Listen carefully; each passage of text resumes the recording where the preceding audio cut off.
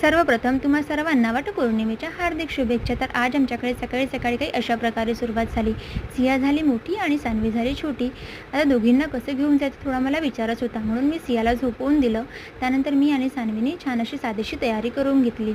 मी नथ घातलेली होती म्हणून सान्वीने सुद्धा मला नथ घालून मागितली. मला सान्वीला फोटोशूट करायला, मेकअप करायला, डान्स करायला फार आवडतं. ती खूप हौस आहे तिला सगळं करायची. त्यानंतर मंदिरात जायचं होतं हे तिला कळतंच ती खूप खुश झाली आणि मला समोरच थाळी घेऊन निघाली. सान्वी माझ्या समोरच निघते. कुठे जायचं म्हटलं की ती आधीच निघून जाते.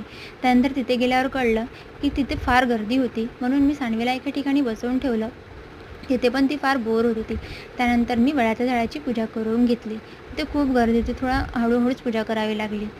सान्वीने माझी छोटीशी व्हिडिओ क्लिपसुद्धा घेतली. त्यानंतर आम्ही गणपती बाप्पांच्या मंदिरात गेलो, तिथे दर्शन घेतलं आणि घरी निघालो. तर आजचा व्लॉग तुम्हाला कसा वाटला ते नक्की सांगा. Thank you so much.